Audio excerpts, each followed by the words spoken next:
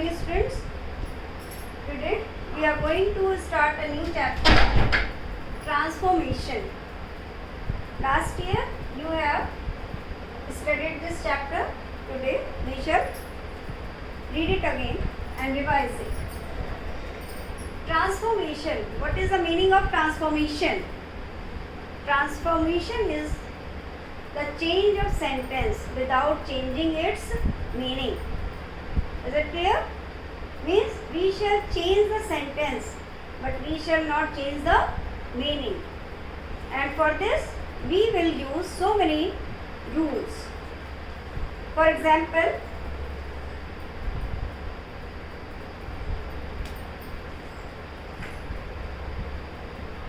Ram is an intelligent boy.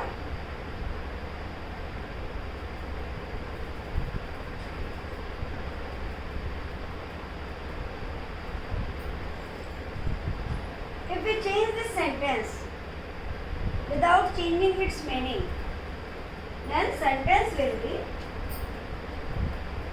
Ram is not a stupid boy या foolish boy.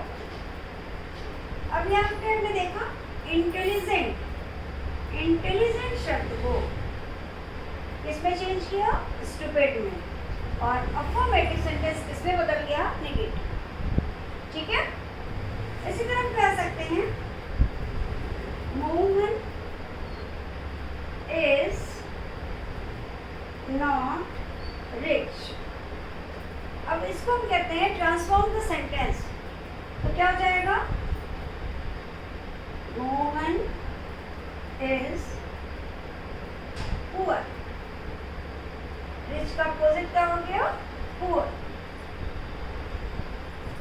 और हम sentence लिखते हैं the man is very old. He cannot walk. इन दो sentence को हम मिला करके ट्रांसफॉर्म करते हैं. एक तो क्या बन जाते हैं? The man is too old to walk. ठीक है. इसी तरह हम ले सकते हैं this student is the best boy of my class. This student is the best boy of my class. इसको यदि हम ट्रांसफॉर्म करेंगे और मीनिंग में ना चेंज हो तो क्या करेंगे? No other.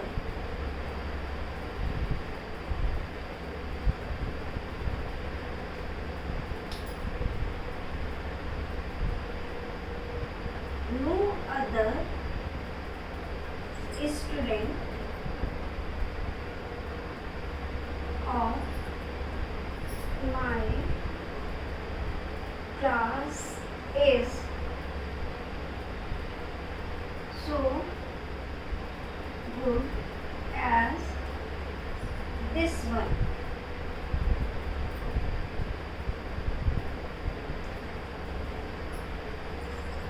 One, two,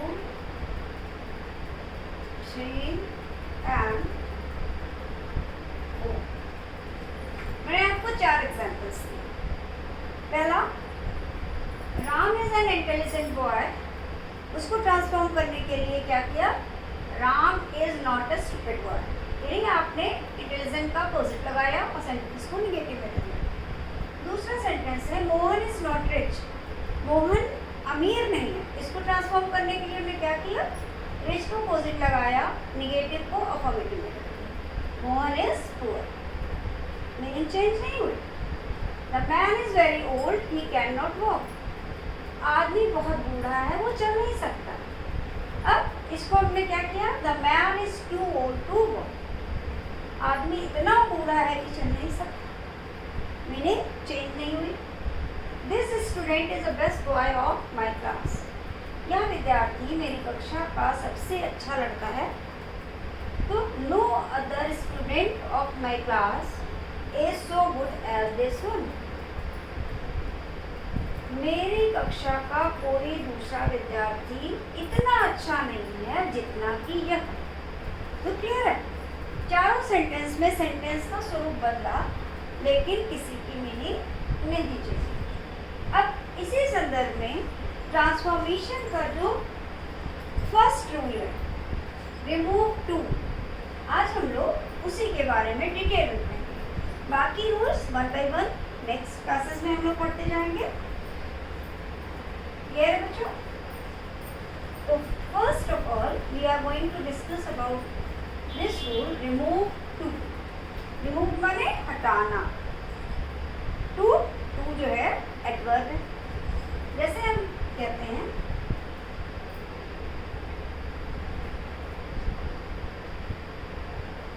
Gita is too fat to dance. ठीक है, Geeta is too fat to dance. अब यहाँ पर आपने देखा टू, एडवर्ब टू, उसके बाद आया TO2 इन्फिनिटिव। इसको चेंज करने के लिए हम क्या करेंगे, टू को हम किस में चेंज करेंगे, सो में। क्या आ जाएगा, गीता इज सो फैट। अब ये आपका सेंटेंस सिंपल सेंटेंस था। जब हम इसको ट्रांसफॉर्म करेंगे तो ये कॉम्प्लेक्स सेंटेंस हो जाएगा। यहाँ पर क्या आ जाएगा, दैट। अब गीता एक लड़की है, उसके लिए प्रोनाउन क्या आएगा, शी। शी के बाद इस तरह के सेंटेंस में जब हम रिमूव टू करते हैं तो आपका सेकंड वाला जो पोर्शन है वो निगेटिव में हो जाएगा। तो Geeta is so fat that she can not dance. Geeta इतनी मोटी है कि वो डांस नहीं कर सकती। Next sentence,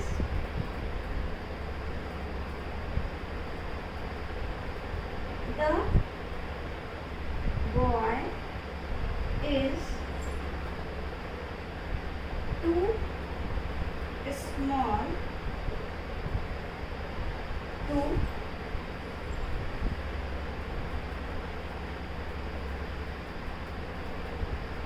run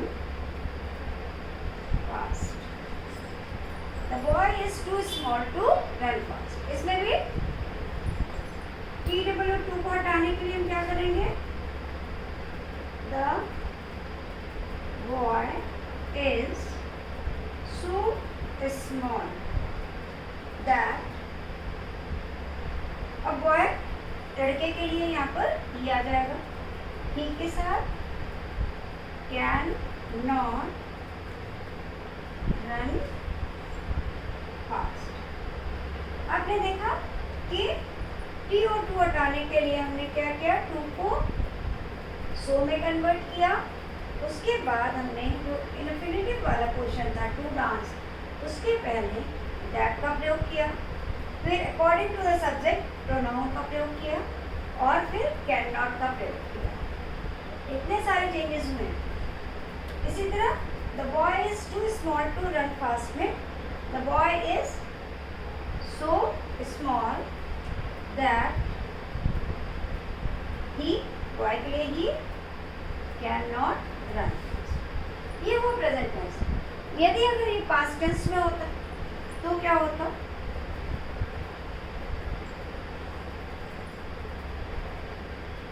we were too late to catch the train. We were too late to catch the train. हम इतने लेट थे कि हम गाड़ी नहीं पकड़ सके. तो क्या हो जाएगा? We were to की जगह so late that. अब यहाँ पर we है तो we आएगा. We क्योंकि यहाँ पे वर है, पास्ट टेंस है, तो कैन के लिए क्या हो जाएगा? could not catch the train. Clear है? यदि प्रेजेंट टेंस का सेंटेंस होगा तो कैन नॉट, पास्ट टेंस का सेंटेंस होगा तो कुड नॉट हो जाएगा. कुड नॉट, क्योंकि यहाँ पर क्या था? वर. क्लियर हो रहा है? अब यदि आपका सेंटेंस पैसिव वॉइस में तो क्या होगा? मान लीजिए एक सेंटेंस ये है, this chapter is too difficult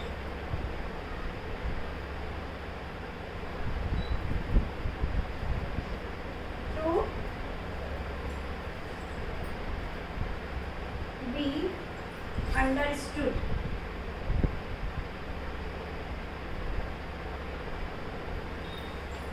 This chapter is too difficult to be understood. यह चैप्टर इतना कठिन है कि इसे समझा नहीं जा सकता. तब आप क्या करेंगे? This chapter is so difficult that. यहाँ तक तो सेम रूल है. अब क्योंकि चैप्टर है तो क्या हो जाएगा? That it. फिर कैन नॉट बी, पैसिव में है तो can not be understood by anyone या by me. ठीक है? This chapter is so difficult that it cannot be understood by anyone. Is it clear? इसको मैं मिटा दूँ. Geeta is too fat to dance. Geeta is so fat that she cannot dance. The boy is too small to run fast. The boy is so small that he cannot run fast. Present tense. फिर past tense. We were too late to catch the train.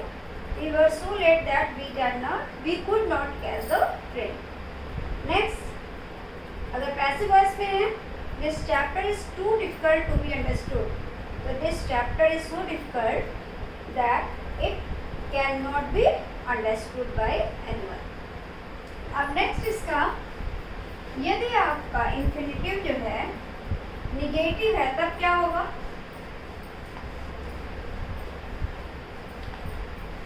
मान लीजिए अभी तक infinitive आपका affirmative में था, negative हो तो क्या करना है? तब आपका स्ट्रक्चर क्या हो जाएगा? Mohan is too rich not to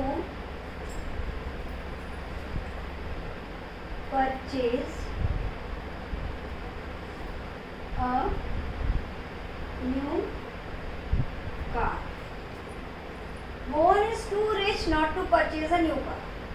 अब यहाँ पर जो आपका है infinitive not से है तो क्या हो जाएगा? आपका जो सेंटेंस बनेगा उसमें कैन नॉट का प्रयोग नहीं है.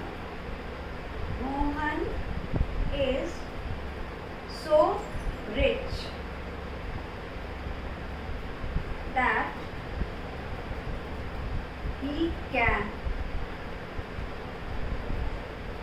purchase a new car. Clear है? अब चूंकि पे नॉट से था, इसलिए इस सेंटेंस में नॉट नहीं लगा। मोहन इतना अमीर है कि वो कार खरीद सकता है। एक एग्जाम्पल और देख लीजिए। She is to intelligent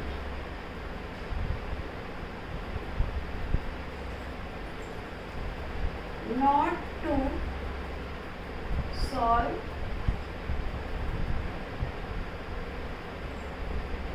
these exercises. She is too intelligent not to solve these exercises. तो इसका आंसर हो जाएगा she is so intelligent. इधर का क्वेश्चन उसी तरह रहेगा। बात वाला कैसे होगा? That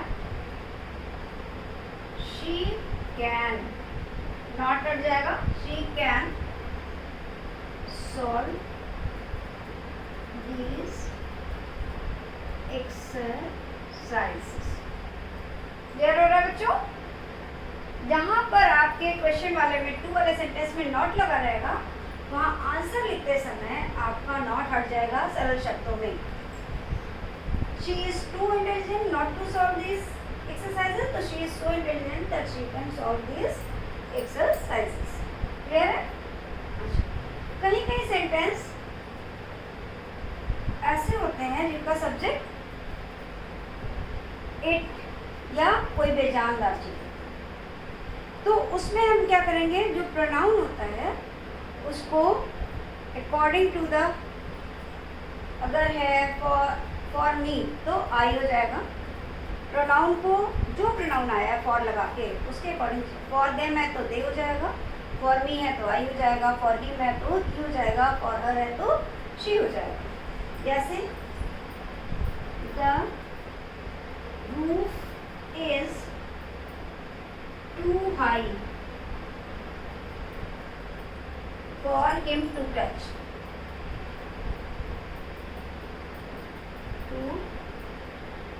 टच तो क्या हो जाएगा, यहाँ पे सब्जेक्ट क्या है, रूफ। रूफ क्या है आपका, इनएनिमेट है, यानी इसका अगर आप प्रोनाउन लगाएंगे तो इट हो जाएगा। तो क्या हो जाएगा, the roof is so high. अब यहाँ फॉर हिम है तो क्या हो जाएगा, that he cannot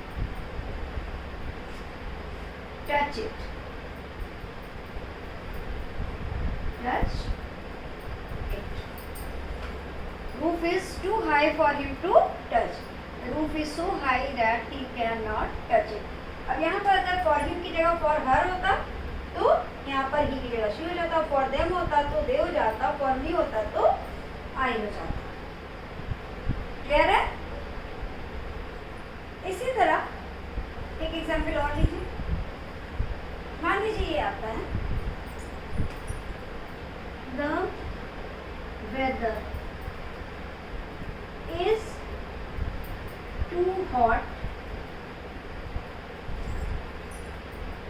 to go out. तो क्या हो जाएगा, अब यहाँ कुछ भी दिया नहीं है तो हम क्या लगाएंगे, वन लगा देंगे। The weather is so hot that one cannot go out. Clear है? The weather is too hot to go out. The weather is so hot. यहाँ तक उसी तरह हो गया, that one cannot go out. देख रहे हैं, आप देख रही हैं कि आधा सेंटेंस तो सेम ही तरह से, बाकी के आधे सेंटेंस में थोड़े आपको ध्यान देके चेंज करना पड़ता है। अब एक तो ये हो गया जहाँ पर आपका TOO एडवर्ब जो है इन्फिनेटिव से फॉलोड होता है। कुछ सेंटेंस ऐसे भी होते हैं बच्चों जहाँ पर केवल टू आता है, इन्फिनेटिव का प्रयोग नहीं होता। वहां पर आप क्या करते हैं? मान लीजिए हम कहें he is too proud to beg, ठीक है? नहीं, दूसरी तरफ जाएगा।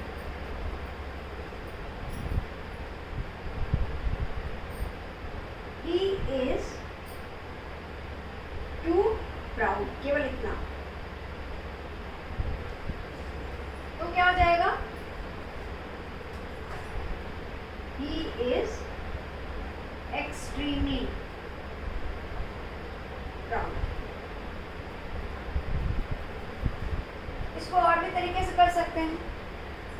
मान लीजिए सपोज ये सेंटेंस है, इट इज टू हॉट, तो क्या हो जाएगा? It is hot beyond proper limit.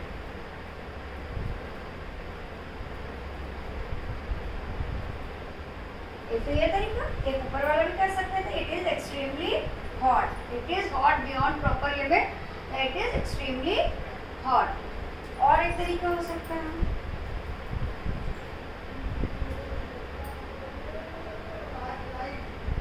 he is too eager for praise, क्या हो जाएगा? He is over eager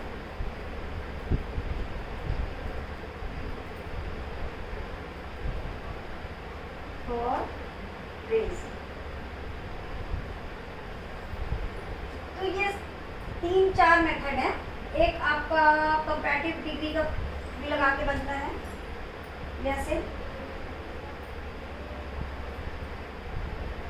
the train is too late. अब इसको अगर हम करना है तो ऊपर वाले नियम से भी कर सकते हैं, the train is extremely late, the train is over late, the train is late beyond proper limit, या the train is late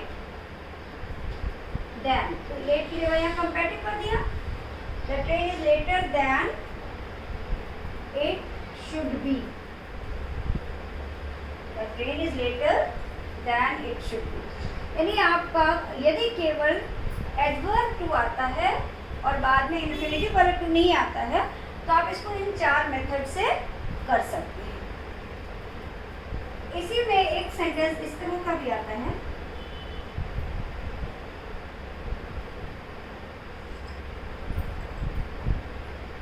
his mouth is too full for words।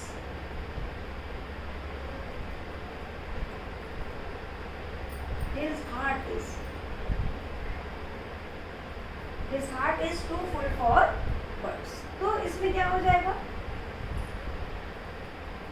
His heart is so full that he cannot speak a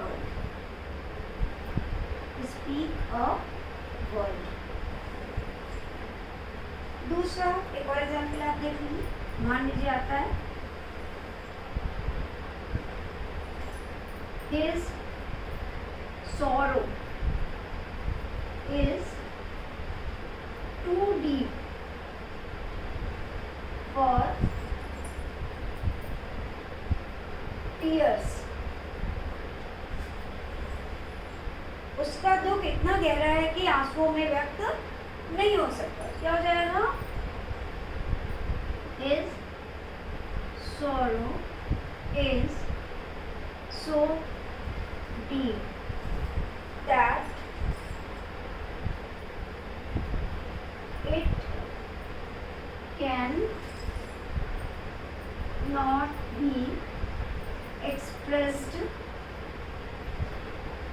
in tears. Clear है? I think मैंने हर तरह के sentence आपको बता दिए हैं और अब आप लोग एक्सरसाइज में करिएगा।